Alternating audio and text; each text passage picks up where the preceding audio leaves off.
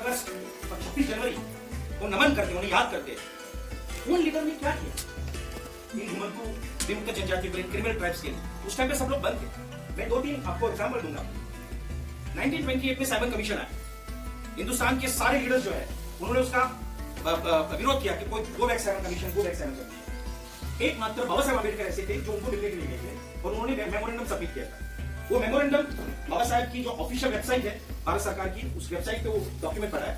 उस डॉक्यूमेंट को आप पढ़िए, उसमें कुछ 105 106 मतलब उस मेमोरेंडम में उन्होंने लिख के ये कहा था कि जो ये देश की जो क्रिमिनल ट्राइब्स है जो सेटलमेंट में बनती, उन्हें शेड्यूल कास्ट की कैटेगरी में लेना चाहिए, क्योंकि वो लोग भी उन्हें भी लोग अनटचेबल के तौर पे ट्रीट करते हैं। ये लिख के दिया। लेकिन जब वो मिलने के लिए गए उनको, तो उन्होंने कहा कि आप एबोरिजिनल बीइंग्स जो है उनको आप इंक्लूड कर सकते हैं, लेकिन आप ये क्रिमिनल ट्राइब्स को मत कीजिए। तो कमीशन ने पूछा क्यों, तो उन्होंने कहा लिख के आपने दिया हुआ है, आप क्यों अपना मंतव्य बदल रहे हैं? तो उन्होंने कहा कि नहीं, मुझे ऐसा लगता है कि ये बहुत सारी जो क्रिमिनल ट्राइब्स है वो हिंदू है और वो लोग भी अनटचेबिलिटी रखती है अनटचेबल्स के साथ में, तो उन्हें इस कैटेगरी में शेड्यूल कास्ट की कैटेगरी में नहीं लेना। ठीक है, लेकिन बहुत चर्चा करने के बाद एक जगह पर आकर के उन्होंने ये भी कहा था कि आप इंक्लूजन की बात जाने दीजिए, मैं तो ये मानता हूं कि ये क्रिमिनल ट्राइब्स एक्ट को वोट देने का अधिकार नहीं है। अब ये उस जमाने के सबसे पढ़े लिखे हमारे मेरे घर में सिर्फ एक ही फोटो होगा बाबा साहेब अम्बेडकर। अब 30 रुपये उसे गलत तरीके से मत लीजिएगा, क्योंकि गलतियां होती है, बहुत बड़े बड़े इंसान से गलतियां होती है, लेकिन वो गलती जब उन्होंने की उस टाइम पे कि वोट देने का भी अधिकार नहीं होना चाहिए। उसके बाद 1932 1930 में गांधी के साथ उनके जो मतभेद हुए, 2 बार वोट देना शेड्यूल कास्ट पे, ये सब मसला सब चला। उन्हें ये पता था कि वोट का पावर क्या है। ऑफकोर्स इन 1935 का पब्लिकेशन है 35-36 का एनालिसिस ऑफ कास्ट, उन्होंने उसमें एक्सेप्ट किया कि देश की सबसे पिछड़ी हुई जो जातियां हैं वो जातियां ये क्रिमिनल ट्राइब्स है। 1949 का जो पब्लिकेशन है हु आर अनटचेबल, उसके प्रीफेस में उन्होंने लिखा है कि इस देश में सबसे पिछड़ी अगर कोई जातियां है तो ये क्रिमिनल ट्राइब्स है। दूसरे नंबर पर आदिवासी कहा था और तीसरे नंबर पर उन्होंने अनटचेबल्स कहा था, जो हमारे आपके शेड्यूल कास्ट भाई बहन हैं। लेकिन उन्होंने ये क्लियर कहा था कि मैं सिर्फ शेड्यूल कास्ट के बारे में बात करूंगा, अनटचेबल्स के बारे में बात करूंगा और इसके बारे में बात करूंगा बहुत फोकस से। गांधी, हम सब गांधी को फॉलो करते हैं, लेकिन गांधी ने क्या किया, ये सवाल होता है और ये बहुत सालों से सवाल हुआ। उसके छोटे छोटे कुछ रिसर्च किए जिसमें एक बड़ी मतलब वो हंसने जैसी बात है, लेकिन एक ऐसी बात निकली थी कि सोलापुर गांधी गए थे, तो हमारे जो क्रिमिनल ट्राइब्स के जो लोग सोलापुर में बंद थे वो तार काट के वो गांधी को मिलने के लिए गए कि ये भाई जो है ना हमको यहाँ से आजाद करवाएगा। वो पहुंच के तार काट के चोरी छुपे और बोले बापू हमको आजाद कराओ, ये हमको आपका बंद करके रखा है। ये भीमराव जाधव जो जिनकी उम्र 95 ईयर्स की थी, अभी उनका देहांत हुआ, उन्होंने ये इंटरव्यू दिया हुआ है और 5 घंटे का इंटरव्यू मेरे पास है और ये उस 4-5 लोगों की जो टोली थी उसमें थे और गांधी ने उनको साबरमती आश्रम से गांधी ने जो बकरी रखी थी वो हमारे कम्युनिटी में से किसी ने चुराई, तो गांधी ने दूसरे दिन अनशन रखा कि जो भी ले गया होगा वो मुझे वापस। तो तीसरे दिन इस भाई ने बकरी वापस की, तो माधव देसाई ने उनको पूछा कि आपने वापस क्यों लाई? उन्होंने जवाब दिया कि गांधी ने अनशन रखा है, इससे मुझे दुख हुआ और मेरे से गांधी को जो देश को आज़ादी देने वाले वो मुझे नहीं आज़ादी देते, तो देश को देने वाले उनको दुख हुआ। मैं जानता नहीं था गांधी कौन है, लेकिन मुझे आज पता चला, इसलिए मैं बकरी दे रहा। तो गांधी ने माधव देसाई को बताया कि सबसे अच्छा भारतीय ये आदमी है। This is on record. Yes वो मेरे दादाजी सबसे अच्छा भारतीय है जिसको भारत ने बहुत सजा दिया आज। तो जब उसको मिलने के लिए गए तो उन्होंने कहा कि पता नहीं परेशान हो गए बाबू, उन्होंने कहा कि एक काम करो, अगर तुमको अंग्रेजों से आजादी चाहिए तो एक बम बनाओ और फेंक दो चौकी पे। ये उनका इंटरव्यू है, अभी कितना सच है झूठ मुझे पता नहीं। मजे की बात है कि उन्होंने बम बनाया, बम फेंका भी लेकिन फूटा नहीं और सारे पकड़े गए और फिर उनको जेल में कोई गए क्या? अगर कोई जेल में गया उनको पता होगा एक बड़ा चक्कर होता है और उसके अंदर एक छोटा चक्कर होता है। तो बड़ा चक्कर जो होता है ठीक है, मतलब कूल होता है, ज्यादा मगजमारी नहीं होती।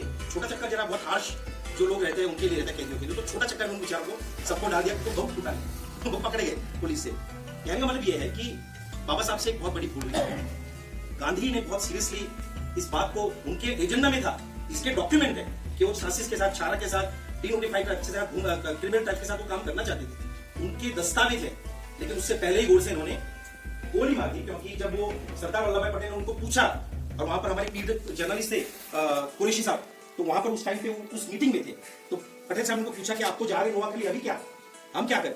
तो उन्होंने ये कहा था कि मैं नोआखली जाऊंगा, दंगे शांत करूंगा, दिल्ली जाऊंगा, दंगे शांत, फिर वापस आकर मुझे ये छाराओं के साथ काम करना है, क्योंकि इनके लिए काम करना बहुत जरूरी है, ये भी अनटचेबल्स है। लेकिन वहां पर यहाँ पर वापस आए अहमदाबाद गांधी आश्रम के वापस, उससे पहले ही गोडसे इन्होंने गोली मार दी। तो एक आर्टिकल आया था कि गोडसे ने गोली से गांधी के शरीर को, ने उनके बहुत सारे अनफिनिश काम जो है उसको भी मारा। तो ऐसी बहुत सारी हिस्टोरिकल प्रॉब्लम्स हुई, जिसकी वजह से आज भी देश के 12 करोड़ लोग, जब उन कम्युनिटीज में जो बच्चा पैदा होता है वो डब्बा लेके ही पैदा होता है कि ये किसी चोर का, कोई चोर उचके का बच्चा है, बस सारी जिंदगी वो लेकर के चलता है। मैं एक लास्ट एग्जांपल देकर अपनी बात पूरी करूंगा, मुझे पता है थोड़ा सा समय कम है, लेकिन 2018 में ये क्यों कि आपने कहा कि मैं इंग्लैंड से पढ़ के आया हूँ, यार बहुत सारा काम किया है, एक नेशनल अवार्ड मिला है, 3 इंटरनेशनल अवार्ड मिले हैं, लेकिन एक पुलिस डिपार्टमेंट की नजर में क्या हूँ मैं छोड़ो देश का कोई भी घुमंतु में जनजाति का, अगर आप पर्टिकुलर कम्युनिटी से बिलोंग करते हैं, आप पारदी है, डफेर है, आमटा में, मियाणा कोड़ी, चुवाणा कोड़ी, कोई भी आप चाहे कितने भी बड़े सुपरस्टार हो, आप चाहे कितने भी एजुकेटेड आदमी हो, लेकिन पुलिस कांस्टेबल की नजर में तो आप चोरी हो। 2018 में रात को 1:30 बजे 500 पुलिस वाले, जहां पर मैं रहता हूं, वहां पर आए, लोगों को घरों में से निकाला, मारा, पति पत्नी सो रहे उनको उठाया, उनको मारा, घर बार तोड़ दिए, बाहर जो व्हीकल्स पड़े थे वो सारे तोड़ दिए। यानी किसी को कुछ पता नहीं था कि 5 घंटे तक लोग मार क्यों रहे, पर एक साथ इतने सारे लोगों को क्यों मारा? सिर्फ पुलिस सब इंस्पेक्टर का ईगो, उसका झगड़ा किसी एक, मैं जहां पर रहता हूं वहां पर किसी लड़के के साथ हुआ, उन दोनों की मारामारी हुई, एक छारा ने पुलिस के ऊपर आग कैसे लगाया, पुलिस सब इंस्पेक्टर ने मैसेज दिया कि ये सारे छारा मिलकर के चौकी को आग लगाने के लिए आ रहे हैं। पुलिस कमिश्नर कुछ भी नहीं सोचता है, उसकी बातें मानता है, 500 लोगों को भेजता है और सबको कुत्तों की तरह बोलता है। 29 लोगों पे केस होता है रॉबरी का, 29 में से 19 लोग ऐसे हैं जिन्होंने जिंदगी में क्राइम नहीं किया है, पढ़े लिखे बच्चे हैं, डॉक्टर बन रहे हैं, जर्नलिस्ट बन रहे हैं, लेकिन आज वो हमारे सरकारी चौपड़े पे किताबों में वो चोर उचक्के रॉबर्स हैं। पुलिस के खिलाफ केस करने के लिए उस दिन से कोशिश चल रही है कोर्ट के अंदर, क्योंकि कमिश्नर मना करता है कि मैं मेरे पुलिस के खिलाफ केस नहीं करूंगा, एफआईआर नहीं करवाऊंगा, चूंकि आप इस पर्टिकुलर कम्युनिटी से हैं तो आपको कोर्ट में जाना पड़ेगा।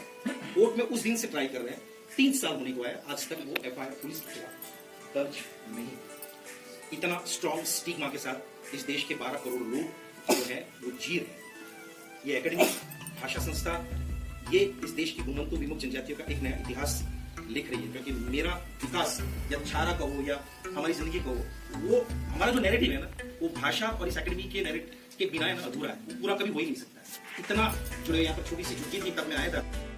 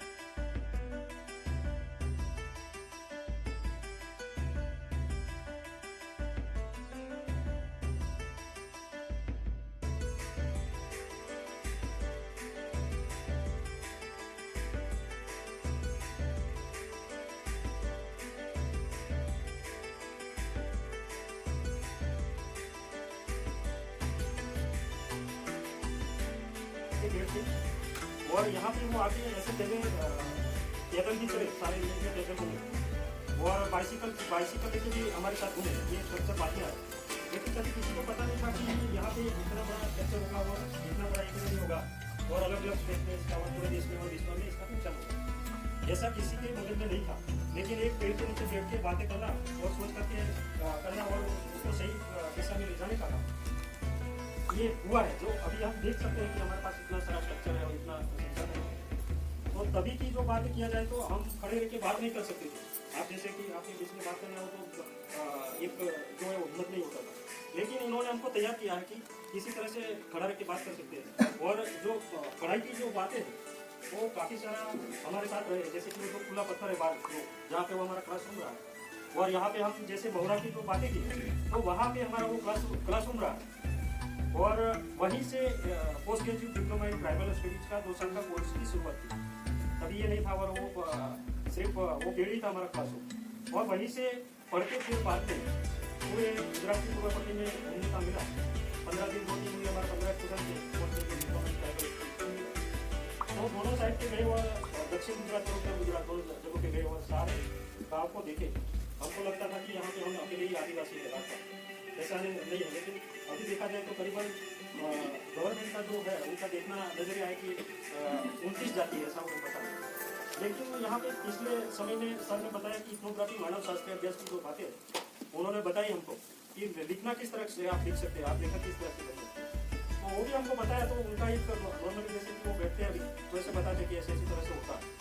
तो सही में हमने 26 मिनट निकाल के हम गए गाँव की और वहीं से मटेरियल लाया और लोगों के बीच में जैसे हमने लिखा तो सही में पुस्तक जैसे करीबन 55 समझ का ऐसा निकल के आया, ऊपर के आया। और उसमें वो किस तरह से ये गांव में कब से बस रहे हैं उनका पूरा इतिहास और उसका जो किस तरह से वो इस धरती पे आए वो पूरा स्टोरी उसमें, और उसमें पूरे उसके जन्म से मृत्यु तक का सारा उसमें लिया गया। तो ये जो ये है अभी देखा जाए तो यहाँ पे जाति का सवाल बड़ा गहरा खड़ा हुआ है। राठवा यानी राठवा किस चीज से आए, तो ये हमारे पास ऐसे कोई साहित्य रहता है तो हमारे पास में पूरा हुआ खड़ा होता है। तो मैं लंबी बात नहीं करना चाहता हूँ, लेकिन यहाँ पे आज आप देखिए वो स्थल आप छोड़ने का मन नहीं कर रहा है।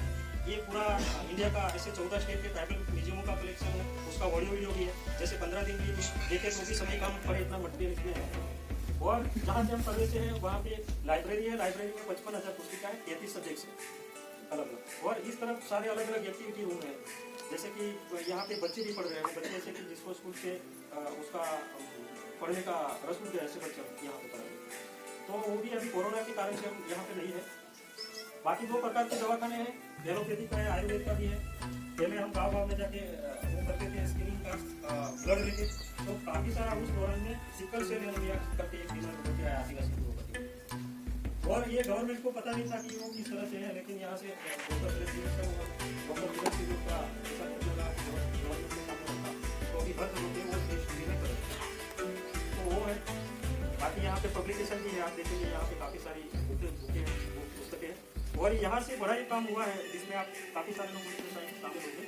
यहाँ से 1930 में एक सर्वे हुआ था डॉक्टर गिरीश सिंह करके, उन्होंने सारे पूरे इंडिया के वॉल्यूम तैयार किए थे। इसके बाद हाँ बस तो इसके बाद वाला काम हमारे इंडिया में नहीं हुआ था। तो ये काम यहाँ से सर की सोच से और पूरे लोग अलग अलग स्टेट के सामने होते अलग अलग स्टेट के वॉल्यूम तैयार यहाँ पे हुए हैं। तो उसमें गवर्नमेंट को सपोर्ट नहीं किया है, लेकिन अपने उसमें से वो खड़ा होकर वो तैयार हुआ है। तो वो एक बड़ा काम हुआ है यहाँ पे। और उसमें उभर के आया कि 780 जितनी भाषा है, जैसे कि सर ने बताया वहाँ पे भाषा वन है। तो ये तो सोच वो भी है कि यहाँ पे भाषा वन होगा तो पूरे इंडिया की भाषा यहाँ पे वो उनका वन होगा। और एक हम एयरपोर्ट और रिमोट कंट्रोल लेके जाएंगे और सुनेंगे तो सारा पता चलेगा। तो इसी तरह से छोटा सा परिचय आप जैसे जैसे देखते जाएंगे तो आपको ज़्यादा पता चलेगा। हमने इतना बात करके मेरी बात करता हूँ।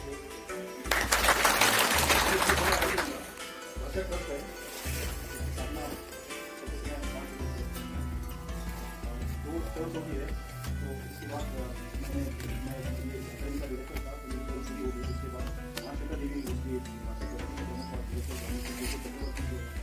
उस समय देहरादून में स्थित है और देश की शिक्षण मंत्रालय में सचिव थी दुर्गापुरी का, इस तरह से देश के अलग अलग हिस्से से लोगों को उसमें इन्वॉल्व करके ट्रस्ट चलाए। और ट्रस्ट में हमारी तरफ से 6 साल के बाद हर ट्रस्टी रिटायर होता है। इस तरह से मैं बहुत सालों रिटायर हुआ हूँ। मैं इसमें ट्रस्टी नहीं हूँ और हमारे ट्रस्टी ट्रस्ट से कभी कोई पैसा भी उसके लिए लेते नहीं। और हर साल हमने कभी कॉर्पस नहीं बनाया, कॉर्पस फंड नहीं बनाने की हमने निर्णय किया था। हर साल जो काम करते हैं उसके आधार पे जो पैसे आते हैं उसी में काम करते हैं, लेकिन इसके साथ साथ हम नया काम शुरू करते हैं। इस समय इस देश का पूरा इतिहास 12,000 से 15,000 साल पुराने का इतिहास पूरा लिखने का और हर राज्य के लिए लिखने का, हर भाषा में लिखने का ऐसा एक 27 अप्रैल के सामने और वो करना भी चाहता हूँ। हमने पीपल्स यूनिवर्सिटी में इस तरह चीज़ की रचना की, यूनिवर्सिटी की आज बात होगी तो यही वो पीपल्स यूनिवर्सिटी है और ये हर स्टेट में इस तरह की चले, ये अच्छा होगा। इसका पूरा सामान इस जगह का आदिवासी करते हैं विदाउट ए सिंगल एक्सेप्शन, 100%। यहाँ के स्टाफ में शायद 99% आदिवासी और वो सभी संभालते हैं। इस संस्था में फिनेंशियल मिसअप्रोप्रिएशन कभी नहीं हुआ और कभी कोर्ट केस हुई नहीं है 25 साल में। इस महीने में 25 साल, अप्रैल में 25 साल पूरे हो गए।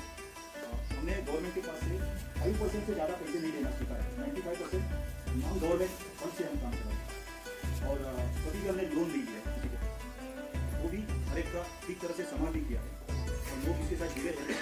हम बहुत सारी चीज़ें लॉक बदल के रखते हैं, चोरी नहीं होती या बेईमानी नहीं होती और गद्दारी नहीं होता। हम सब मानते हैं कि महाश्वेता देवी है, वो देखिए यहाँ हमें ये खड़ी रह के देखी है, उनकी निगरानी में हम सब काम करें। इसके साथ साथ हमारा कला का एक अंग है, उसके बारे में लक्ष्मी भाई को मेरी बात करेंगे एक अलग सेशन में। वो एक अपना अलग विश्व है। ग्रीन इकोनॉमिक जोन की बात नहीं करेंगे, नहीं बालिशों गाँव में डेवलपमेंटल एक्टिविटीज करी यहाँ से वो दूर तक होगी। जैसे पहले उस एक्टिविटी में जुड़ी थी, आज जो सेवा दल में जुड़ रही है वो सब पहले ग्रीन इकोनॉमिक एक्टिविटी, वो पहले से अंबानी और अडानी के खिलाफ, और 20 साल पहले से वो अंबानी और अडानी के खिलाफ सेवा दल में नई ताकत देखी। और गुजरात का सेवा दल यूनिट है जिसमें स्त्रियों की संख्या 11 का मतलब है 10,000 सभासद हो गए, 9 या 10,000 हो गए, या 9 या 10,000 सभासद होंगे, कम से कम 7,000 सभासद विमेन। मैं नहीं मानता कि सेवा दल के किसी भी यूनिट में स्त्रियों का सहभाग इतना बड़ा है। और ये 9,000 सभासदों में से कम 8,000 आदिवासी, कम से कम 8,000 आदिवासी एक पूरे स्टेट में और nomadic community, notified nomadic community और आदिवासी कम से कम। यानी सेवा दल का सबसे बेहतरीन यूनिट गुजरात का हो सकता है, गुजरात का हो सकता है, क्योंकि उन्होंने सेवा दल का काम शुरू से किया, उससे फॉर्मली अभी जुड़ गए, लेकिन काम उन्होंने 20 साल से चलाया। तो ये बेहतरीन यूनिट हो सकता है और इस तरह के यूनिट निर्माण करने के लिए इस तरह की पीपल्स यूनिवर्सिटी हर देखने को, तो वहाँ से सेवा दल होगा, वहाँ से संस्था की अकेडमी और वो अपनी समस्या लेके चलेंगे। मैंने कभी मेरी सोच उनके ऊपर थोपी नहीं। मेरी जो अंग्रेजी में किताब लिखी है उसका मैंने गुजराती अनुवाद करने के लिए मना किया था, जिससे मेरी अंग्रेजी किताब यहाँ कोई ना पढ़े, ये मैं चाहता, इससे मेरा इम्पैक्ट ना, मेरा इन्फ्लुएंस ना, ये मैं चाहता था। और मैंने यहाँ बैठ के उनके सामने कभी किताब खोल के पढ़ी नहीं, क्योंकि मैं यहाँ उनके साथ रहता हूँ, प्रोफेसर बन के नहीं जाता। ये बात। अब हम अगले सेशन में जाते हैं और 1871 में रीजनल ट्राइब एक्ट बना, आज उसको 150 साल पूरे हुए। उस रीजनल ट्राइब एक्ट लॉर्ड मायो ने बनाया था और उसकी हत्या एक नोमैडिक कम्युनिटी के शेर अली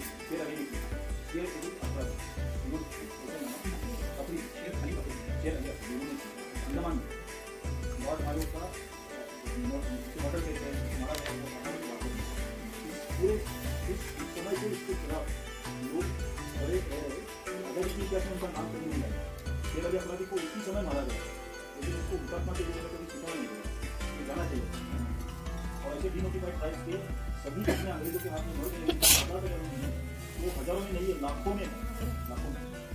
अब इसको 150 साल होने के बाद राष्ट्रीय सेवा दल ने तय किया है कि हर स्टेट से जो डिनोटिफाइड और नोमैडिक ट्राइब्स है उनको इकट्ठा करके हर स्टेट, राजस्थान में है, मध्य प्रदेश में, यूपी में है, they are in Tamil Nadu in big way, Yerukula से नेनाडिसा दे इन यूपी, बंगाल में गोरा के कम्युनिटी से यहाँ कोई उपस्थित भी है योगा समिति से, तो बुधन नाटक लिखा, वहाँ से कोई भाई आए हैं यहाँ भूल जाए तो योगा आपके वो बुधन थे, उनके क्या हुई तो उसके नाटक लिखा था, ये रखी उसने, वो पूरी दुनिया में गया। तो उसके बारे में रखी और मदन मीना, वो दोनों इनकी कम्युनिटी, उनके एंसेस्टर, उनके माँ बाप, उनके क्या दादा नाना, एक तो जेल में अंग्रेजों ने मारे थे, या तो वो मरते मरते दूसरे से बच गए। लेकिन डॉक्टर मदन मीना है, डॉक्टर और बच्चे ने इंग्लैंड में यूनिवर्सिटी में जाके एमए की डिग्री की थी। कोई सरकार मदद करे, नो गवर्नमेंट है, आत्मनिर्भरता, ये अभी बात सुन रहे हैं, वो यहाँ बहुत पहले से हमने सरकार उससे इस पर पब्लिश की आत्मनिर्भर क्यों होना चाहिए और वही विकास, असली विकास किया। तो आप दोनों सोलापुर में जवाहरलाल नेहरू ने 1952 में इन सभी समुदायों को मुक्त किया था, विशेष मुक्त, इसे निमुक्त बोला जाता है। वो अगस्त महीने में हुआ था। तो अगस्त के महीने में 150 साल जब पूरे होते क्रिमिनल ट्राइब्स एक्ट को, तो उस दिन सोलापुर में राष्ट्रीय सेवा दल के मंच से कम 5 या 10 लाख कम्युनिटी को इकट्ठा करने का हमने निश्चय किया। लक्ष्मण माने महाराष्ट्र में इसमें एक्टिव है, की जगह भी इसका नेटवर्क बहुत बड़ा है, 10 की बिल्डिंग है, मुझे मिला बिल्डिंग है, तो ये इसको जानने का जगह को है। और उसमें आप सबको अपने स्टेट से इसका मैसेज ले जाके सबको बताना है, जगह को भेजना है, इससे इनकी समस्या हल हो सकेगी। इसके लिए हम बात कर रहे हैं, इसके लिए उसके बाद से जो है बात चली कि जो कम्युनिटी है हिंदुस्तान में एक्टिव रहती है। तो सोमर मार्टिन सर कह रहे थे कि देश को एक है, countries one, nations are two. क्योंकि एक तो दलित है जो अलग तरीके से देखा जाता है, आदिवासी है जो बहुत अलग तरीके से देखा जाता है, यूनिफाइड ट्राइब नॉर्मली बहुत अलग तरीके से देखा जाता है। तो होता ये है कि जब मुगलों का साम्राज्य था हिंदुस्तान के अंदर, और जब उस साम्राज्य का पतन हुआ और उस समय ईस्ट इंडिया कंपनी अपना फैलाव कर रही थी, और तो उस समय अधिकारी आते हैं, अंग्रेज अधिकारी आते हैं, विलियम उस समय देखते हैं कि जो ये फौजें जो थी जो कमजोर हो जाती हैं, जैसे मराठों भी कमजोर होने लगते हैं, मुगल्स भी कमजोर होने लगते हैं, राजपूत सेना भी कमजोर होने लगती है। तो कहते हैं फुटलूज सोल्जर्स, यानी कि जो सेनाएं कमजोर होती है, इस तरह से घूमती फिरती हैं, जो भी वो जैसा कि कहते हैं कि वो यहाँ पर जो है कई प्रकार के उपद्रव भी करती हैं। तो सुलेमान को भेजा जाता है कि वो ये देखें कि इस प्रकार के लोग कहाँ हैं, कहाँ पर है, और ये रिकॉर्ड करें कि कहाँ पर कौन कौन सी घटनाएं हुई। तो इस प्रकार से ये करीब 1840 से एक लिस्ट बनना शुरू होती है ऐसे समाजों की। इससे पहले इस प्रकार की सेंसर, इस प्रकार की स्टडी या इस प्रकार की लिस्ट कभी नहीं बनी होती। तो आप कहते हैं कि इंदौर से लेकर कैलकाटा तक जो भी इस प्रकार के एपिसोड होते हैं, उनकी एक लिस्ट तैयार की जाती है, ऐसे समाजों की जाति की एक लिस्ट तैयार की जाती है जो इस प्रकार के काम में इन्वॉल्व होते हैं। फिर 1857 में पहली आज़ादी की लड़ाई होती है। तो अंग्रेजों को ये लगता है कि यही लोग हैं जो इसके अंदर इन्वॉल्व हैं। कई लोग माने जाते हैं कि मैसेंजर ये खोजी है, कई लोगों को जाना जाता है कि इन्होंने शस्त्र ये लोग बनाते थे, गाड़ियाँ वाले शस्त्र बनाते हैं, यही लोगों ने मदद की होती है। कई प्रकार के लोग ऐसा माना जाता है कि नकली नोट नकली कॉइन्स बनाते हैं, तो उनको उनसे शक किया जाता है। तो इस प्रकार से फिर आते हैं लॉर्ड मेयो, ये 1857 की लड़ाई के बाद में इसमें कभी चली जाती है और गवर्नमेंट का राज्य स्थापित होता है। तो फिर करीब 1868 के अंदर लॉर्ड मेयो आते हैं, जिसकी बात कर रहे थे। और लॉर्ड मेयो जो है पहला सेंसस, पहला कम्युनिटी सेंसस होता है, पहला कास्ट का सेंसस होता है, वो पहला सेंसस कमीशन करते हैं। ये सेंसस 1871 में आता है और उसके अंदर से डिनोटिफाइड ट्राइब और नॉमिनेटेड ट्राइब की पूरी लिस्ट होती है। ये करीब और उसके अंदर 1871 के अंदर एक एक्ट बनाया जाता है जो ब्रिटिश गवर्नमेंट बनाती है। उससे पहले अफ्रीका में बना दिया जाता है, और ये एक्ट होता है criminal tribe act. Criminal tribe act जो है अक्टूबर 1871 में बनाया जाता है, जिसके अंदर शुरुआती जो है करीब 200 कम्युनिटीज हैं, 200 कम्युनिटीज। इसके बाद में भारत आज़ाद हो जाता है और ये सीखिए जो है इसका फुल प्रयोग जो है शासन प्रशासन पुलिस करती है। तो इसके बहुत सारी पाबंदियाँ होती हैं, उसके अंदर पाबंदियाँ होती है जो आप निश्चित जो आपको प्रोफेशन है वो आप प्रैक्टिस नहीं कर सकते। आपको देशगढ़ से अगर दूसरे गाँव जाना है तो आपको वहाँ पास दिया जाता है, उस पास के बिना आप नहीं कर सकते। और आपको किसी भी लिए आपको अपराधी घोषित किया जाता है। अगर आपको बच्चा भी पैदा होगा तो बच्चा भी उस अपराधी का जो ऐसे होता है उसको कैंसिल होता है, चाहे उसको कोई राइट दिया हो। भारत आज़ाद हो जाता है 1947 में। फिर उसके बाद भी एक्ट जारी रहता है, क्रिमिनल ट्राइब एक्ट जो है आज़ादी के बाद भी जारी रहता है। और फिर उसके बाद बात कर रहे थे कि 16 फुट जवाहरलाल नेहरू आते हैं और 31 अगस्त 1952 में फिर डिनोटिफाई किया जाता है। लेकिन ये सब यहाँ पर नहीं खत्म हो जाती है, इसके बाद ये सब मुक्त हो गए। इसके बाद में हैबिचुअल क्रिमिनल एक्ट आ जाता है, और हैबिचुअल क्रिमिनल एक्ट से कितना सा फर्क होता है क्रिमिनल ट्राइब एक्ट और हैबिचुअल क्रिमिनल एक्ट के अंदर जातिगत रजिस्टर नहीं किया जाता। लेकिन तो पुलिस को टारगेट करती है, पुलिस की मानसिकता जो आज भी बन चुकी है उसी प्रकार से कि अगर ये जाति से है, अगर जैसे दक्षिण है तो सांसी जाति से है, छाला है, मैं हूँ तो बिना जाति से हूँ, तो हमें इसी तरीके से टारगेट किया जाएगा कि भाई ये तो इस जाति से इस गांव का है। तो गांव भी तो ये सब लोग जो है अलग गांव में रहते हैं, डिफरेंट नेशन के हैं ये लोग। अगर ये गांव में तो उसके अंदर नहीं रह सकते, या तो उनकी बस्ती जो है किसी वेस्टलैंड में होगी या कहीं दूर कहीं स्लम में होगी, किसी और इलाके में होगी, तो बाकी समाजों के साथ में नहीं रह सकते, आगे नहीं रह सकते। आज की स्थिति है, और कई गाँव में ये स्थिति आज भी जो कि ऑन रिकॉर्ड नहीं है, वहाँ पर आज भी जो है हाजिरी होती है रात को। पुलिस जो है आज भी हाजिरी करती है लोगों की, वहाँ पर वो गाँव में है नहीं कहीं चोरी करके ये तो नहीं है। और जब भी इलाके में कोई भी चोरी होती है तो सबसे पहले इन्हीं समाजों की बस्तियों में जाके वहाँ पर दबिश दी जाती है, और लोगों को रात को खाने में ला के दिखाया जाता है। तो अगर आप जनसंख्या मानेंगे ऐसी कुछ कम्युनिटीज होंगी तो ये मान के चलिए टोटल पॉपुलेशन का 10% है, मतलब 10 से 12 करोड़ जो है जनसंख्या इन समाजों की आज भी नहीं है। और इनके साथ सभी तरह का भाषा दस्तर जो है जिसके ऊपर कई समय से रिसर्च करने की कोशिश कर रहे हैं। तो हमारी सर्वे की बात आए हैं और वर्तमान में हम 3 राज्यों में काम कर रहे हैं, राजस्थान, गुजरात और मध्य प्रदेश। और जो सर्वे का जो डेटा है आपको मैं अगर बताऊंगा तो आप आगे खुल जाएंगे कि हमारा स्टेट का एवरेज लिटरेसी रेट होती है 70%, लेकिन इन समाजों के अंदर इलिटरेसी रेट होती है, यानी 20% की तो इलिटरेसी होती है। इलिटरेसी कितनी होती है? 20% होती है। सरकारी नौकरी की बात आप छोड़ दीजिए, 0.1% भी लोग सरकारी नौकरी में नहीं। तो आज भी मतलब आज़ाद होने के बाद भी जो क्रिमिनलिटी का जो टैग है वो जो जो लगा था वो आज भी ये लोग देख रहे हैं। मैसूर देवी जी आई, देवी सर ने उनके साथ मिले, अहमदाबाद में गए, छारानगर जिसमें पुलिस किसी को नहीं जाने देती, वहाँ पर वोटर थिएटर की स्थापना की। आप लोगों ने बहुत रचनात्मक तरीके से बहुत सारे नाटक रचे और देश को बताया कि जातियाँ कौन है, जाति समस्याएं क्या है। उसकी मार्फत बच्चों को बहुत सारी प्रॉब्लम थी, उनको बहुत सारी समस्याओं का वो आज ही सामना करते हैं आगे। और उसके बाद में इन्हीं की देन की रैंकिंग कमीशन, पहला कमीशन गठित हुआ इन समाजों को पढ़ने के लिए आपने ही करना पड़ेगा, अब नहीं करोगे तो वो पहला कमीशन जो है वो उस समय गठित हुआ, रिपोर्ट बनाई, जो रिपोर्ट कभी सदन में नहीं रखी, इसलिए कभी पॉलिसी मेकिंग वो चीज़ कभी नहीं है। सेकंड बीजेपी की गवर्नमेंट आती है लगाते तो नहीं उसी प्रकार की रिपोर्ट दी है, लेकिन गवर्नमेंट का रवैया ऐसा है कि उस रिपोर्ट को सदन में नहीं लाते, उसको पास नहीं करते, इसलिए उसमें कोई पॉलिसी समाज की नहीं बनती। कई समाज इनमें से कोई ओबीसी में है, कोई एससी में है, कोई एसटी में है, लेकिन विद इन दोस कैटेगरीज के अंदर भी they can not benefit because they can not compete with others, you can say now what we call them freely layer off. तो जो लोग प्रिविलेज हैं, प्रिविलेज लोगों के साथ में वो लोग कॉम्पीट नहीं करते। तो आज उनके साथ चाहे एजुकेशन हो, चाहे हेल्थ का हो, चाहे प्रेगनेंसी का स्टिग्मा हो, वो आज भी जारी है। आप अगर आपको मालूम हो कुछ लोगों की काफी इलाके के अंदर, तो आप उन लोग समझ सकते हैं कि बच्चे के ऊपर देसी दारू बनाने का केस कभी भी पुलिस लगा सकती है अगर वो उस पर्टिकुलर समाज से है। चोरी का केस कभी भी लग सकता है अगर वो समाज से है। तो ये बहुत सारी समस्याएं हैं, उसको लेकर हम प्रयास कर रहे हैं। तो डॉक्टर देवी ने कहा कि सोलापुर में हम ये करेंगे। 150 साल पहले भी 2030 तक बने हैं। तो पहले ये काम हम वो जो लॉर्ड देव है उनका स्टेचू का इंग्लैंड में बताते हैं, हम वहाँ पर जाएंगे, उनको फूल लेकर आएंगे, फूल लेकर आएंगे वहाँ पर, उनको हम कुछ बुरा नहीं बोलेंगे, लेकिन इसको हम जाएंगे और उसको कहेंगे कि सोशल ये हमारा फेवर हुआ। तो नहीं हो पाया, फिर कोविड आ गया, अदरवाइज ये प्लान था सभी का जाके वहाँ पर बाकी बातें किया तो काम क्या मैंने पूछा नहीं, तो मेरी काम क्या उन्होंने नहीं पूछा, और आज तक हमने एक दूसरे को पूछा नहीं कि हमारी एक दूसरे की बात। बहुत बड़ा कर्ज है हमारे देश के लिए। मैं कर्नाटक में रहता हूँ, देखता हूँ मेरा पड़ोसी है, वो पूछता है, बाहर में जाता हूँ सुबह में कि आप कौन से कास्ट के हैं, तो मैं उधर देखता हूँ तो बाजू वाला मुझको वो भी पूछता है आप कौन से कास्ट। मैंने आप ऐसी व्यवस्था की कि दोनों की मैत्री करो। मैंने कहा आप एक दूसरे से पूछो, हम कास्ट के बाहर है, कास्ट में है नहीं। तो ये समस्या है कि राइट्स की है तो सरकार हल कर सकती है। माइनॉरिटी की समस्या है कुछ एजुकेशन से हो सकेगी, लेकिन कास्ट की समस्या इस देश से जब तक नहीं होगी तब तक सेवा दल को अपना काम करना है।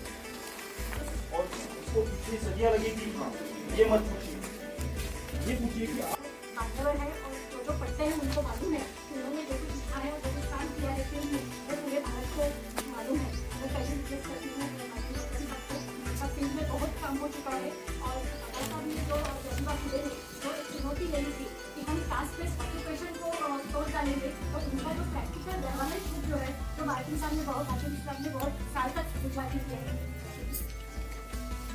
गुजराती में बोलते तो पण चालते, में बोलो हिंदी में बोले ये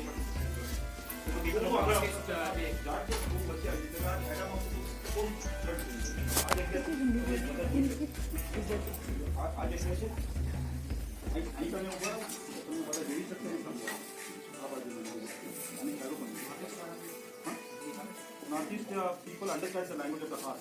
इनकी बात समझते हैं। Meghalaya, Nagaland, they are extremely considerate. Most civilized people of India live in the northeast. तो भोजन हमारी जिंदगी में बहुत महत्वपूर्ण है, और भोजन और हमारे बीच में अवरोध वो हम लोग हैं।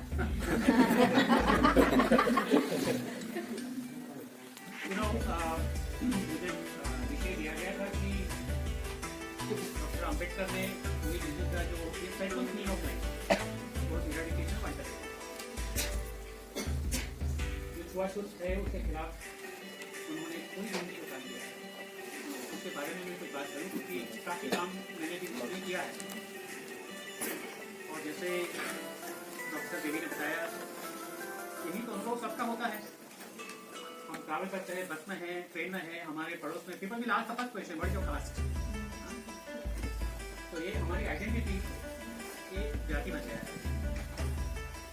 और ये हमें मानने की भूल नहीं करनी चाहिए कि ये जिसको हम गैर दलित बोलते हैं और जिसको दलित बोलते हैं, ये दोनों के बीच में not between Dalit and non Dalit काम उठाया है। और मैं खुद चाहता हूँ schedule caste is not schedule but need to be schedule. Schedule ये सेक्रेट नहीं है, कास्ट भी सेक्रेट नहीं है, इंसान सेक्रेट। हमने नेशन के बारे में चर्चा की तो कुछ लोगों का मत आया कि नेशन है ना जमीन, देश। तो कुछ लोग बोले नेशन है ना पीपल, लोग। तो हम लोगों को मानते हैं, लोगों को मानते हैं। तो जब भाषा के 25 साल कैसे सेलिब्रेट करेंगे, ऐसा सवाल मुझे पूछा भाषा सेंटर या आदिवासी अकेडमी ने। भाषा सेंटर ने आदिवासी अकेडमी को खड़ा किया, वो दोनों एक ही है। तो आदिवासी अकेडमी और भाषा सेंटर के लोगों ने पूछा कि 25 साल आप कैसे सेलिब्रेट करना चाहेंगे। मैंने उसका जवाब नहीं दिया था, लेकिन आज भाषा के कुछ ट्रस्टीज यहाँ पे हैं, क्या वो आगे आ सकते हैं एक सेकंड के लिए? देखा दें, ये सब 40 उम्र के ट्रस्टीज हैं, 70 वाले सब उनको गुड बाय बोला है, जैसे मैं था।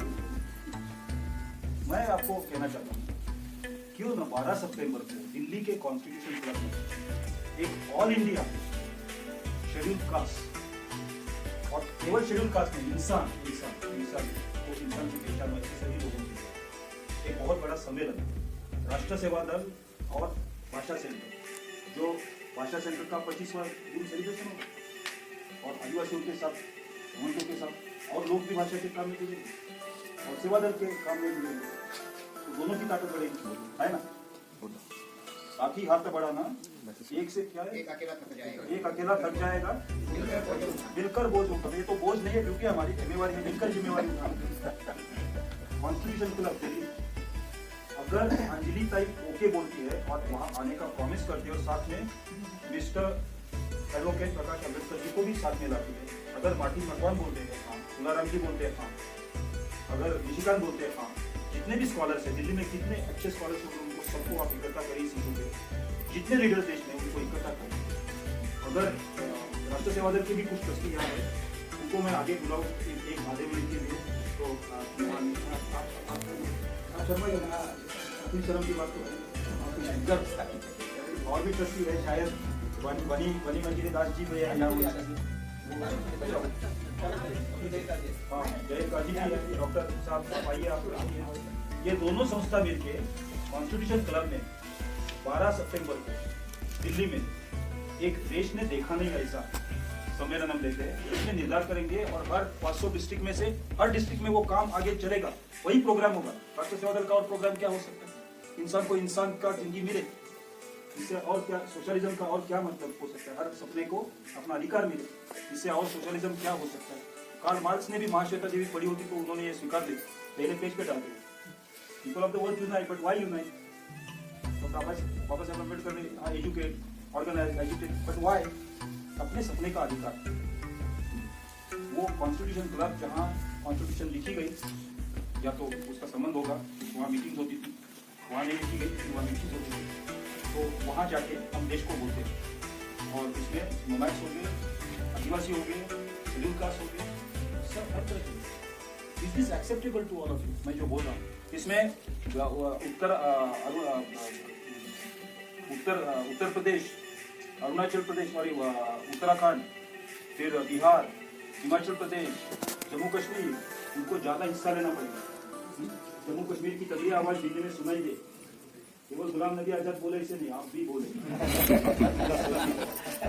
कश्मीर को लेके हर तरह के, क्योंकि सेवा दल का यही काम है, अवेयरनेस करना और अवेयरनेस के जरिए लोगों को जोड़ना। नहीं तो क्यों लोग जुड़ेंगे सेवा दल? कुछ काम समाज के लिए हो रहा है, समाज से हर एक को अधिकार मिल रहे हैं, ये जब समाज देखेगा तो समाज सेवा दल में करोड़ों की संख्या में जुड़ सकता है। जैसे 42 के 42 के संग्राम के समय हजारों लोग सेवा दल में जुड़े थे, बलिदान देने के लिए जुड़े। तो अब कोई आगे बोले, हम कर रहे हैं, थोड़ा शान से बोले, सेंटर में आके सेंटर से जम्मू कश्मीर वाले बोले कि हम व्यवस्था करते हैं, उत्तराखंड के लोग बोले आके कि हम करते हैं, दिल्ली से नजदीक और कौन से उत्तर प्रदेश वाले हैं क्या? उत्तर प्रदेश वाले कोई है?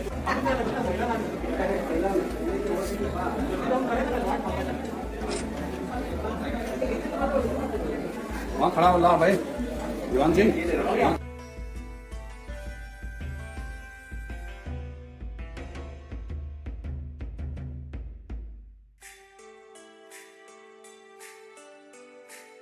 जो पिठोरा पेंटिंग करते हैं, ये पीछे पिठोरा पेंटिंग है, तो जो चित्रकार होता है, जो पेंटर होता है, उसको लखारा कहते हैं।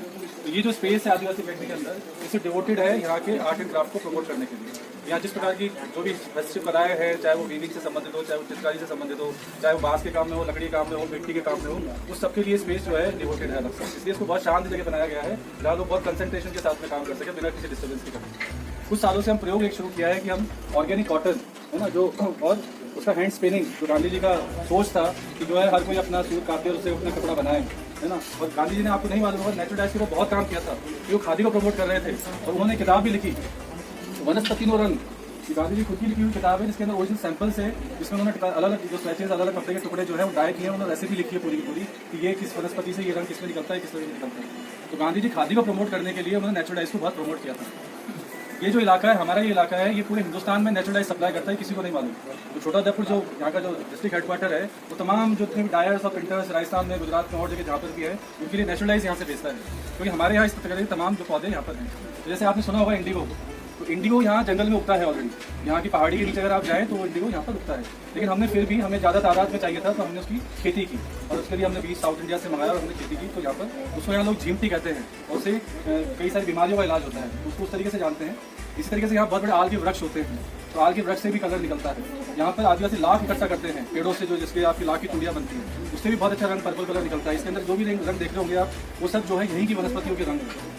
तो हमने क्या, आपकी बात हो रही है, रूरल लाइवलीहुड की बात हो रही है, तो हमने क्या creating livelihood for thousands is one experience. तो हमने क्या सोचा कि ये जो इलाका है पूरा, यहाँ पर जंगली जानवर बहुत है, फसलों को बहुत नुकसान करते हैं। इंडिगो एक ऐसी फसल है जिसको कोई जानवर नहीं खाता बिल्कुल, जिसको किसी प्रकार के पानी की जरूरत नहीं है, क्योंकि मानसून फेड है, मानसून के साथ उगती है और उसको काट लो सिंपल, और काट के उसको पानी में गलाओ तो रंग छोड़ देती है। तो हमारे जो आप बेड देख रहे हैं 1 2 3 4 बेड और एक पीछे 5 है, 5 6, तो इसके अंदर जो पत्ती से जो पानी निकला है वो पानी इसके अंदर डाला हुआ है। तो इंडिगो का ये वाला बेड तैयार है, उसके अंदर हम इसको फर्मेंट करते हैं। तो फर्मेंटेशन के लिए लोग गुड़ डालते हैं, कोई खजूर डालता है, हम इसमें सिंपल महुआ डालते हैं। हमारे यहाँ आदिवासी महुआ इकट्ठा करते हैं, अभी 1 महीने बाद महुआ गिरने लगेगा। तो जो लिक्विड है इंडिगो का उसको फर्मेंट करना पड़ता है। फर्मेंटेशन के लिए जैसे जो सक्रोज हम कहते हैं, वो किसी न किसी चीज़ होना चाहिए, फ्रूट से भी हो सकता है, लेकिन हमारे लिए सबसे सस्ता जो चीज़ है वो यहाँ का महुआ है, जो तरीके से फ्री में है। कीमती हमारी यहाँ फसल है वो सिर्फ पानी से उगती है, ये रेन वाटर से उगती है, उसके अंदर कोई फर्टिलाइजर और केमिकल्स की जरूरत नहीं। और ये नाइट्रोजन फिक्सर है। कई लोग मानते हैं कि इंडिगो की फसल खराब करती खेती, ये गलत बात है, ऐसा कुछ भी नहीं होता। ये नाइट्रोजन फिक्सेशन का काम करती है। उसी से हमने अपने मार्ट तैयार किए हैं। तो हमने ये था कि एक आपको डेमो बताएं, और ये हमारे ही स्टाफ है जो ट्रेंड हुए हैं सब करने के अंदर। इंडिगो के मार्ट को ऐसे रखा जाता है जैसे एक इंसान को आप रेगुलर खाना देते हो, प्रॉपर उसको देखभाल करते हो, तो उसको रोज देखना पड़ता है कि इसमें महुए की जरूरत है, इसमें चूना भी डालता है कि उसका पीएच जो है वो 14 होना चाहिए। अगर आप पीएच समझते हो, पानी का पीएच देखते हैं तो उसमें 14 पीएच होना चाहिए। तो पीएच को मेंटेन रखना बहुत जरूरी है, उसकी गर्माहट को मेंटेन करना बहुत जरूरी है। तो आदमी की तरह इसको इसका ख्याल रखा जाता है। तो आप जो हैं रेखा बेन, वनिता बेन हमारे स्कूल टीचर्स हैं, लेकिन इसको रखने में ये लोग सक्षम है। संजय भाई है वो हमारा ग्राफिक्स का काम संभालते हैं, लेकिन ये सब जो लोग हैं इन सबको करने में सक्षम है। तो संजय भाई आपको दिखाएंगे कि ये जो धागा है, ये खादी वाला धागा है, हैंडस्पन धागा है, चरखी के ऊपर बना हुआ। तो कैसे रंग आप वहीं से बैठ के देखेंगे तो और लोग नहीं देख पाएंगे, लोग नहीं देख पाएंगे। ये क्या होता है, अभी जब आपको दिखेगा ना तो पीला सा दिखेगा आपको जब निकलेगा बाहर, और धीरे धीरे जैसे एयर के कांटेक्ट में आएगा ऐसा कलर ब्लू की तरफ होता जाएगा। ऑक्सीडेशन के साथ में कलर ये यान को पकड़ता है, एकदम अंदर तक जाता है, रेशे बिल्कुल अंदर तक जाता है, तो फिर धीरे धीरे वो नीला हो जाता है। फिर आपको और ज़्यादा नीला चाहिए, ज़्यादा गहरा नीला चाहिए, तो आप मल्टीपल डिप कर सकते हो। लोग कई बार 20 डिप भी करते हैं उसके अंदर। 20 डिप में तो बिल्कुल डार्क नेवी ब्लू कलर आ जाता है, उसको जैसे काली कलर ये 20 डिप में आपको ये कलर मिल जाएगा। ये प्लांट इंडिगो है, इसमें कोई केमिकल नहीं है, क्योंकि इसमें हमने क्या डाला, हमने अपना यही डाला, महुआ डाला इसके अंदर, और हमारी पत्ती का पानी है। तो हम ऐसे कई सारे नेचुरल कलर्स पे काम कर रहे हैं, ऐसे ऑर्गेनिक, मतलब यहाँ बीटी कॉटन इसके लिए स्पेस बहुत कम लगती है, इसके लिए केवल समझ बहुत लगती है। इसका ठीक ढंग से ट्रेनिंग यहाँ 15 दिन में हो सकता है, और अगर 15 दिन में ट्रेनिंग लेके जाए तो जैसे वहाँ वो कुछ प्रोडक्ट रखा है इस ढंग से, जैसे ये है, तो ये अपने गांव के लिए निर्माण कर सकते हैं। बहुत सुंदर भी है, बहुत सस्ता भी है, और इससे लोगों को लाइवलीहुड में सपोर्ट होगा। 15 दिन का ट्रेनिंग, 15 दिन का ट्रेनिंग, 15 दिन का मतलब वीविंग तक हम सिखाते हैं। स्पिनिंग, आप यहाँ स्पिन करना सीखिए, फिर आप वीविंग सीखिए, और आप नेचुरल सीखिए। आप अगर 1 महीने का ऐसा मॉडल कर देते हैं तो वो वहाँ से 100 बहनों को बेच सकते या भाई होगा। तो ये बहन नहीं करे ऐसा तो है नहीं। नहीं, सब नॉर्थ में सारे वुमेन ही करते हैं नॉर्थ ईस्ट। और जो लूम है आप देखेंगे, इतना सा छोटा सा लूम है कि आपको रोल करके मोटरसाइकिल पर भी जा सकते हैं। बहुत सिंपल लूम है, सबसे इंडिया सबसे पुराना। आप सोच लीजिए 2000 साल पहले भी कैसा लूम होगा ना, वैसा ये लूम है। और आदिवासी लोग पहले इसके ऊपर लंगोट बनाते थे, जिससे सकड़ा होता था, और इसको कसोटा कहते हैं यहाँ पर, वो लंगोट बनाई जाती थी। हमने उसी लूम में थोड़ा सा फेर बदल करके, उसकी वेट बदल के हमने उसको स्टोल में कन्वर्ट कर दिया। तो अब लंगोट तो कोई पहनेगा नहीं, तो नए मार्केट के हिसाब से नई चीज़ की क्या जरूरत हो सकती है ना, तो ये जरूरत हो सकती है, उसको हमने स्टोल में कन्वर्ट किया। इसलिए बहुत सुंदर औरत ऐसे पहन के आए थे, किसको पसंद नहीं आएगा। कपड़ा की बात नहीं। ऑर्गेनिक के बाजार में इसकी बहुत वैल्यू है, क्योंकि ऑर्गेनिक कॉटन का बहुत वैल्यू है। अभी सब बीटी कॉटन उगता है, तो हम अगले फेज में क्या करने वाले हैं कि हम यहाँ ऑर्गेनिक कॉटन उगाएंगे। देखिए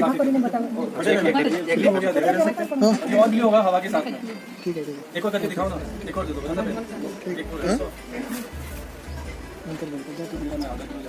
हवा के कांटेक्ट में आके और डार्क ऑक्सीडेशन। और ये वेट जो तैयार हुआ है ना, नाइट्रोजन फिक्सर, इंडिगो वाले प्लान दिस रिक्वेस्ट इसको 10 दिन पहले तैयार किया, नया बैटर है बिल्कुल पैक हमने। इसमें क्या है टेम्परेचर मेंटेन होना चाहिए, तो साइड में इतना चौड़ा मीन नहीं पूरा भरा हुआ है कि वो थर्मल ज़्यादा टेम्परेचर बदलने नहीं देता। तो 10 दिन के अंदर ये बैट तैयार हुआ है हमारा। ये जो JC कुमारप्पा थे गांधी की इकोनॉमी, उन्होंने इसकी बहुत प्रशंसा की। मैंने देखा है कि हुबली धारवाड़ में कर्नाटक के दोस्त हो गए पूरा फ्लैग बनता है ट्राई कलर इसी प्रक्रिया से, तो वो भी हम यहाँ शुरू करने वाले हैं। फ्लैग ऑफ इंडिया हम लोग देश हमारी कदर करे ना करे, हम देश की कदर करते हैं, इसलिए flag of India try colour बनाएंगे 3-4 महीने में। मैं आप सबको जो गुजरात के बाहर से लोग आए उनको ये लाख का रंग है, जो यहाँ लाख इकट्ठी होती है, उससे बना हुआ कलर है। गुजरात के बाहर से कौन आए? आप गुजरात के बाहर से? गुजरात से। आप गुजरात के बाहर से हाथ थोड़ा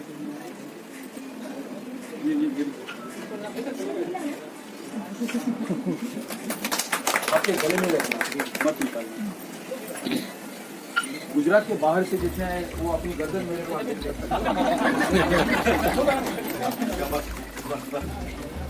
keep it, don't take it off. ये हाथ से हमने अपने परिश्रम से हाथ से बनाया है, so please value note go it, keep it. Gujarat के बाहर से जितने हैं वो अपनी गर्दन हमारे हाथ में। और डॉक्टर ओम कमन please help me to honour. Gujarat के बाहर से जितने उनको ये पहनाना है। और अतुल देशमुख, वसंत राठौर, आप आइए। गुजरात के बाहर से जो है उनको पहनाना है। और आप गुजरात के बाहर से हैं? 4-5 Oh yes, of course. My Bengal.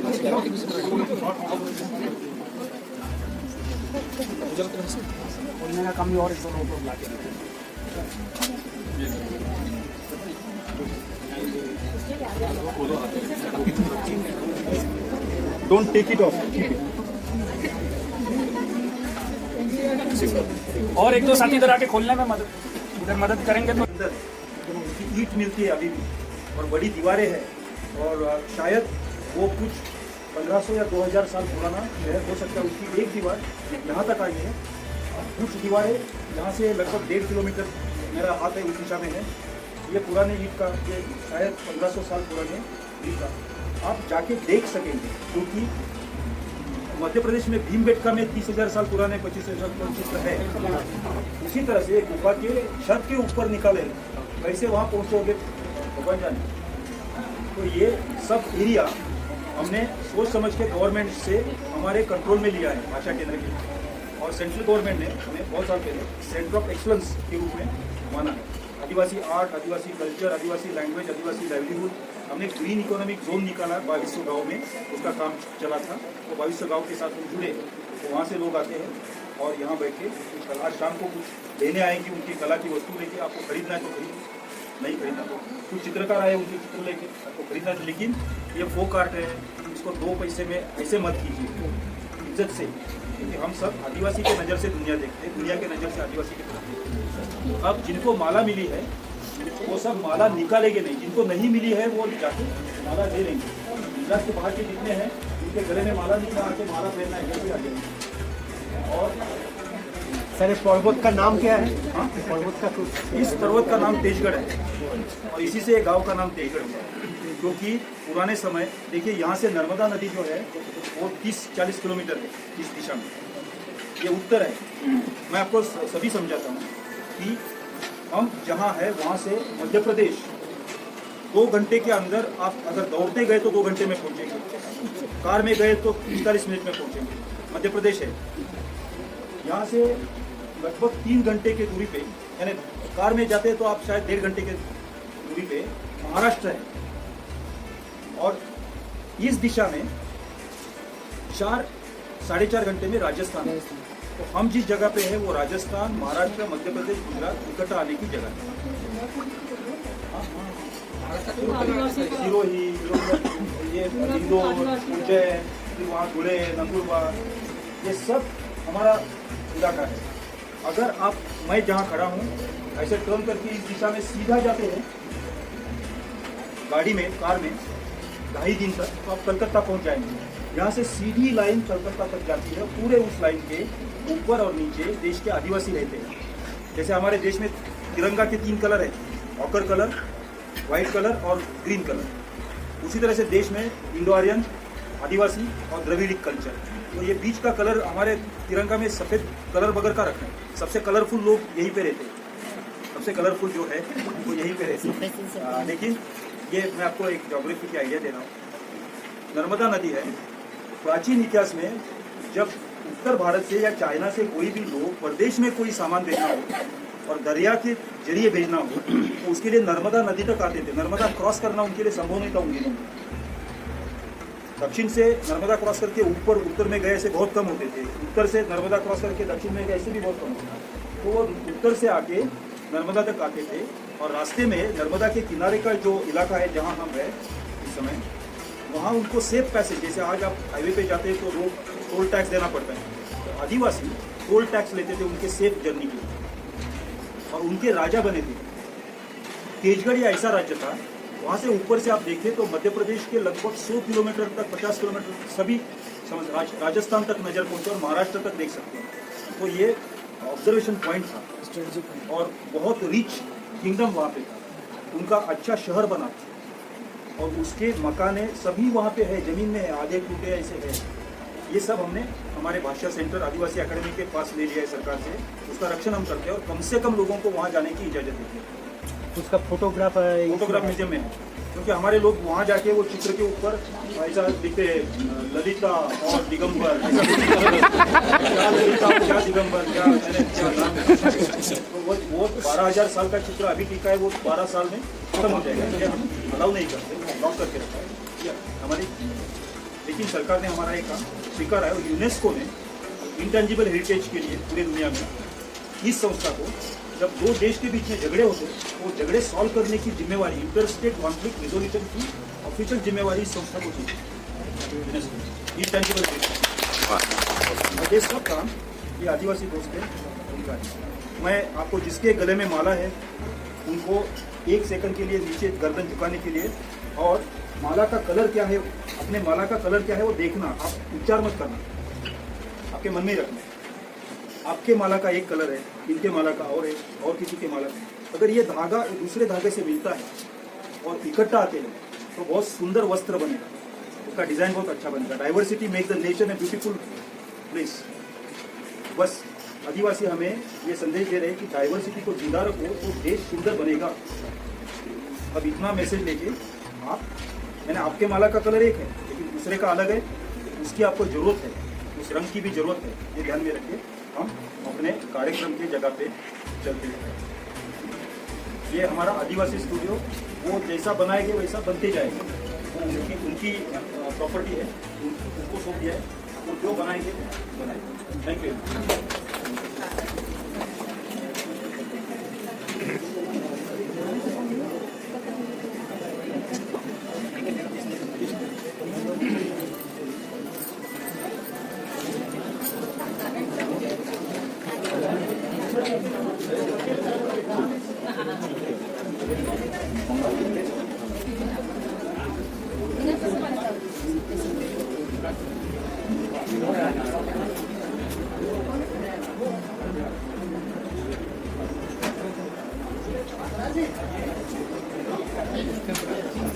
कितने बना लेते हैं आप दिन भर में?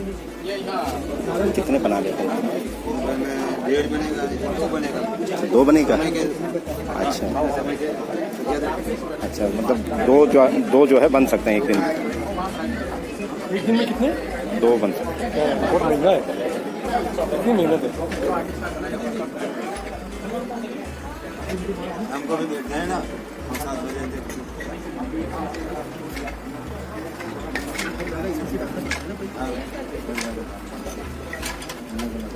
ये ऊपर वाला नीचे वाला, ऊपर वाला ऐसे करके नीचे वाला ऊपर आता है, पैर पे है ना, और पैर से दबाना आता है, तो वो दबाया, इसमें डाला, चेंज करेंगे फिर ये नीचे का ऊपर आया, ऊपर का नीचे आया, ऐसे हम तो एक धागा जाता रहता इधर से।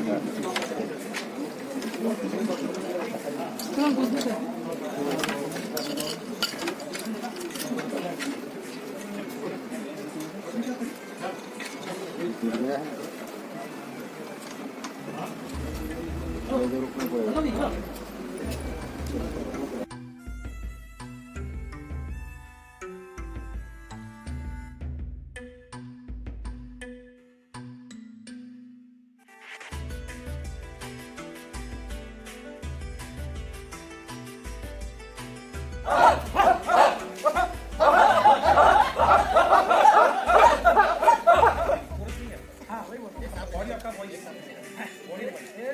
मैं तीन पे शुरू करेंगे, ठीक है?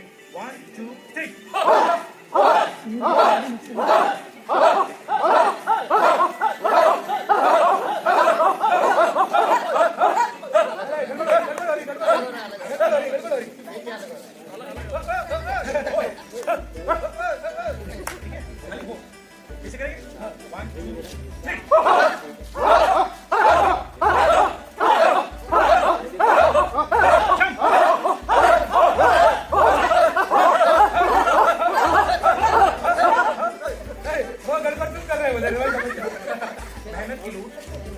मेहनत की लूट सबसे खतरनाक नहीं होती। पुलिस की मार सबसे खतरनाक नहीं होती। गद्दारी लोग की मुट्ठी सबसे खतरनाक सबसे खतरनाक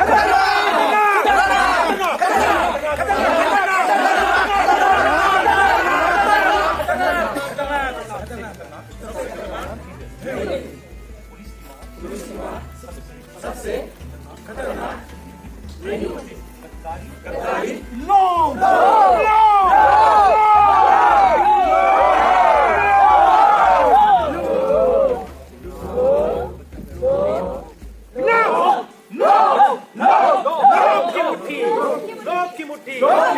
लोग की मुट्ठी सबसे खतरनाक नहीं होती। गद्दारी लोग की मुट्ठी सबसे खतरनाक नहीं होती। बैठे बिठाए पकड़े जाना बुरा तो है। सहमी सी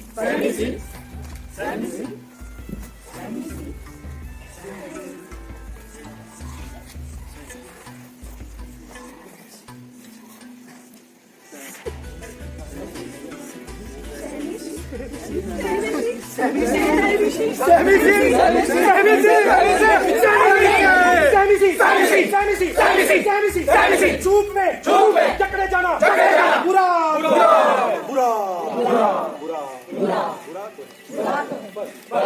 सबसे खतरनाक नहीं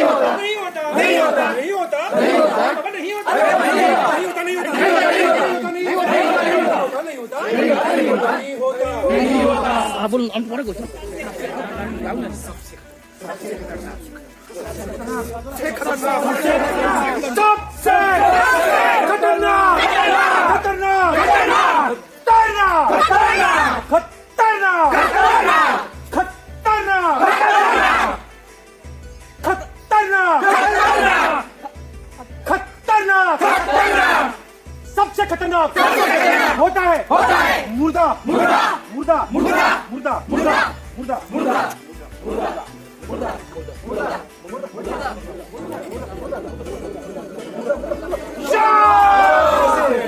शांति से भर जाना ना होना तड़प का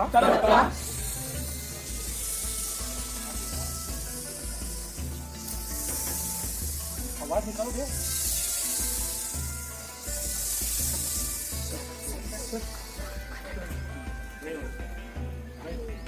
सबसे खतरनाक होता है सबसे खतरनाक होता है सबसे खतरनाक होता है मुर्दा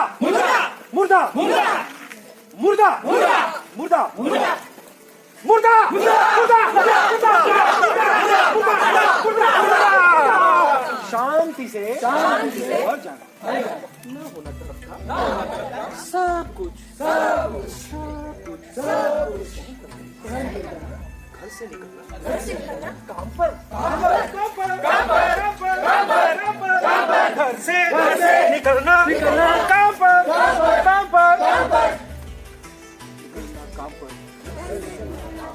और काम से लौट कर घर आना सबसे खतरनाक होता है हमारे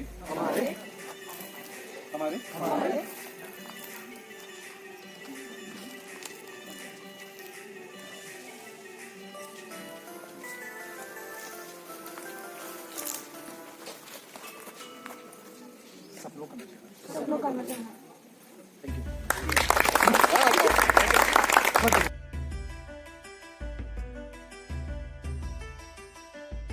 ये विधि आज पूरी होती है। राष्ट्रगीत गाएंगे, लेकिन उसके पहले राष्ट्रगीत में जो शब्द है वो थोड़ा सोच के फिर राष्ट्रगीत की शुरुआत करें। आप बैठिए। राष्ट्रगीत में लिखा है जन गण मन अधिनायक। ये सबसे पहला शब्द कौन सा है? इसका मतलब होता है हमारे राष्ट्रगीत में लोग ये राष्ट्र है, ये कल्पना है। इसमें पंजाब, सिंध, गुजरात, मराठा ये केवल 4 स्टेट और बाकी के स्टेट के नाम में ये बात नहीं है। Is talking about diversity.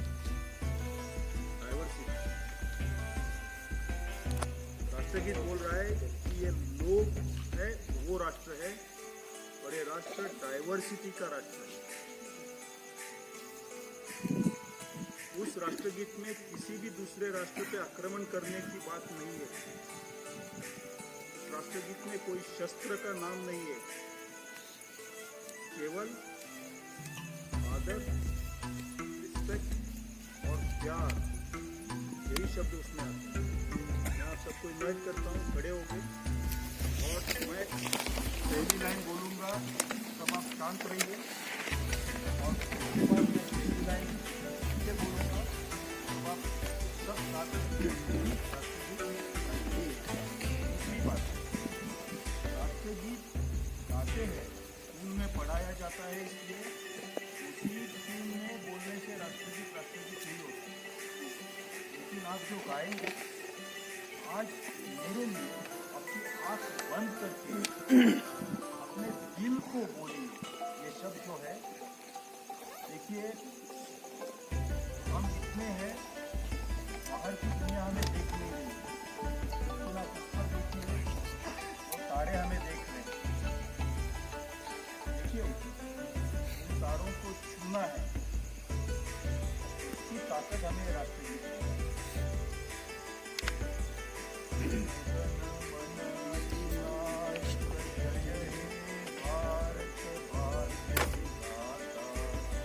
Jana Gana मन अधिनायक जय हे भारत भाग्य विधाता। पंजाब सिंध गुजरात मराठा द्राविड़ उत्कल बंगा। विंध्य हिमाचल यमुना गंगा उच्चल चलति तरंगा। तब शुभ नामे जागे तब शुभ आशीष मांगे। गाए तब जय गाथा जन गण मंगल दायक जय हे भारत भाग्य विधाता। जय हे जय हे जय हे जय जय जय जय हे। बोले भारत माता की जय। सेवा दल बढ़ाना है, परिवर्तन लाना है।